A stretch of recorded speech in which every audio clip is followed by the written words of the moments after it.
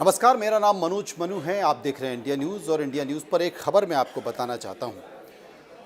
खबर ये इसलिए भी महत्वपूर्ण होती है कि कोई सामान्य व्यक्ति से जुड़ा हुआ परिवार, एक परिवार और उस परिवार से कोई अगर व्यक्ति बड़े पद पर पहुंच जाता है तो कभी-कभी छोटे परिवार को या छोटे परिवार के व्यक्ति को बड़ी कीमत कैसे चुकानी पड़ती है।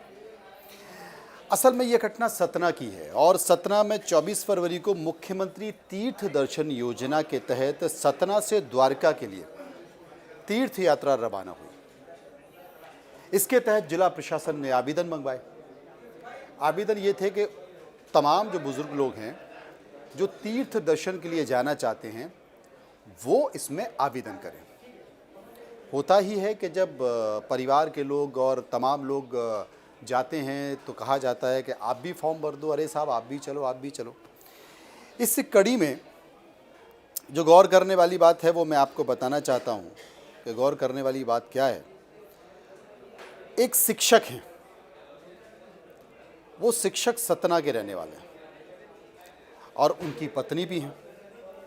उनका मैं आपको नाम बता देता हूँ क्योंकि वो नाम ज़रूरी है। और शिक्षक का नाम है लालजी बागरी, जो कि मूल पद सहायक शिक्षक शासकीय माध्यमिक मसनहा संकुल केंद्र विद्यालय के हैं, रैगांव के।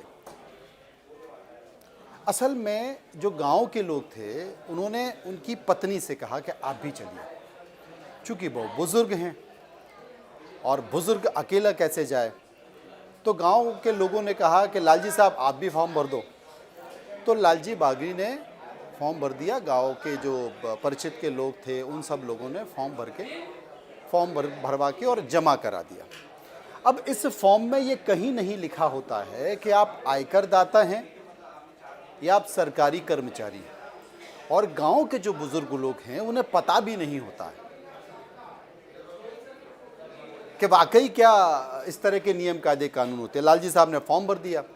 20,000 फॉर्म भरे जाते हैं तीर्थ दर्शन योजना के और ये इत्तेफाक है कि उनका नाम इसमें निकल गया। अब जो फॉर्म की छटनी करने वाले लोग होते हैं, ये तो जिला प्रशासन ही होता है, फॉर्म की छटनी तो वही करता है। तो जिला प्रशासन में जो फॉर्म की स्क्रूटनी करता है, छटनी करता है, अगर उसको ये नियमों की जानकारी है, क्योंकि तमाम जो शासकीय कर्मचारी हैं उन्हें पता रहता है कि कौन इन नियमों में आता है, कौन इन नियमों में नहीं आता है। जो इन नियमों में आता है उनके फॉर्म अलग कर दिए जाते हैं और जो इन नियमों में आ जाता है उसके फॉर्म सेलेक्ट करके उनको यात्रा के लिए आगे बढ़ा दिया जाता है। तो लालजी साहब का नंबर खुल गया। जाना चाहती थी उनकी पत्नी, तो लालजी साहब ने भी अपनी पत्नी को टेक केयर करने के लिए, क्योंकि बुजुर्ग महिला के साथ कोई तो जाए, तो वो उन्होंने भी फॉर्म भर दिया। गांव के लोगों ने भरवा दिया, वो फॉर्म जमा हो गया और रैंडमली वो फॉर्म सिलेक्ट भी हो गया। अब ये सिलेक्ट हो गया तो कायदे से तो फॉर्म निरस्त हो जाना चाहिए कि भाई आप एंटाइटल ही नहीं हो तो आपका फॉर्म निरस्त हो जाता है। लेकिन बात यहीं पर नहीं रुकी।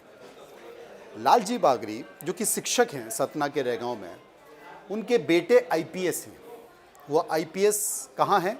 मुरैना ज़िले में पदस्थ हैं। नाम है उनका आशुतोष बागरी। ये मामला आगे बढ़ा तो चर्चाओं में आया।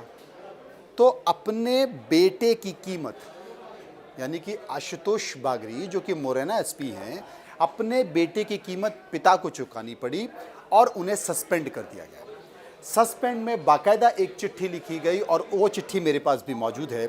वो चिट्ठी कलेक्टर ज़िला मजिस्ट्रेट सतना ने लिखी है और सतना ने साफ तौर पर उन्होंने कहा है कि लालजी बागरी जो कि मूलतः सहायक पद शिक्षक रैगांव में पदस्थ हैं और इनके द्वारा दिनांक 14-29 जनवरी 2023 तक मुख्यमंत्री तीर्थ दर्शन योजना के अंतर्गत द्वारिका जाने वाली ट्रेन में दर्शनार्थी यात्री के रूप में जाने हेतु स्वयं और अपनी पत्नी विद्या देवी बागरी का पंजीयन कराया। जबकि संबंधी जन शासकीय लोक सेवक हैं और आयकर दाता हैं, कर्मचारी हैं। मुख्यमंत्री तीर्थ दर्शन योजना अंतर्गत आयकर दाता को योजना के तहत पात्रता नहीं है।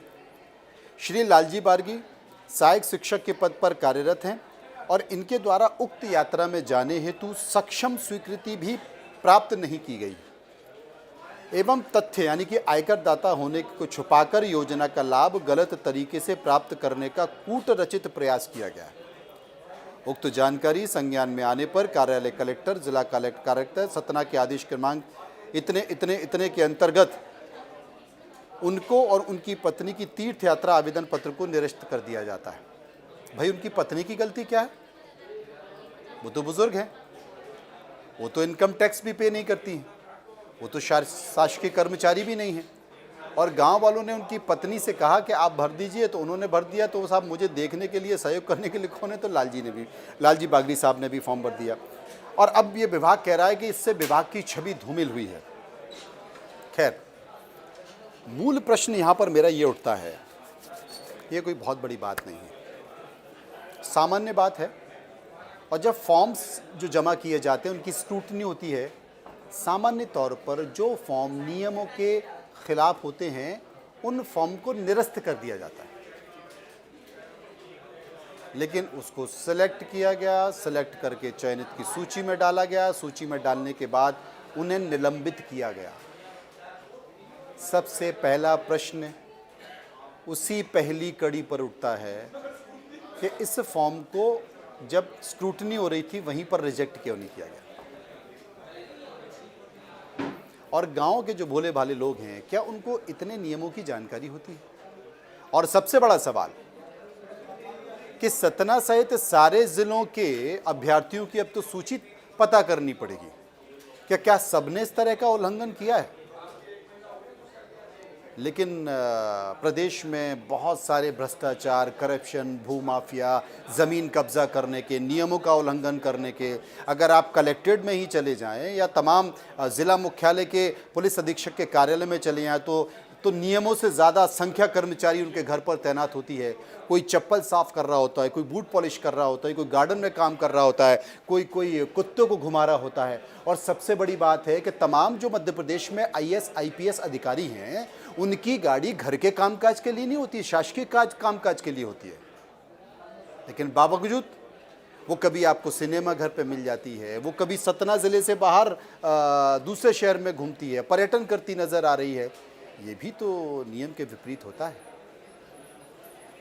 और कभी वो कलेक्टर महोदय सतना के, जिन्होंने, ठीक है, उन्होंने अपनी कार्रवाई की है, हम इस कार्रवाई पर प्रश्न नहीं उठा रहे हैं, अगर उनको लगता है कि नियमों के विपरीत है, तो क्या सतना के कलेक्टर अनुराग वर्मा साहब ये बता सकते हैं कि वो पूरी तरह से नियम के पक्ष में हैं और नियमानुसार काम करते हैं? चूँकि लालजी बागड़ी के बेटे IPS अधिकारी हैं और अपने बेटे के बड़े होने या बेटे के बड़े पद पर बैठने की कीमत एक पिता को चुकानी पड़ी है, लेकिन मुझे लगता है कि ऐसे बहुत सारे नियम हैं जिनकी धज्जियां सरेआम खुले तौर पर उड़ाई जा रही हैं। उन पर सरकार भी चुप है, उन पर प्रशासन भी चुप है और सबको ही मौन। एक सामान्य सी बात थी, इसलिए मैं बताना चाह रहा हूँ, क्योंकि लालजी साहब जानत तो चाहते थे अपनी पत्नी का ख्याल रखते हुए तीर्थ यात्रा कराने, लेकिन उनके साथ ये घटना हो गई, उनके खिलाफ ये कार्रवाई हो गई। खैर, क्या कहा जाए। फिलहाल आप देखते रहिए इंडिया न्यूज़। बाकी खबरों के लिए आप बने रहिए मेरे साथ, मैं आपको कई और खबरें उपलब्ध कराता रहूँगा। नमस्कार।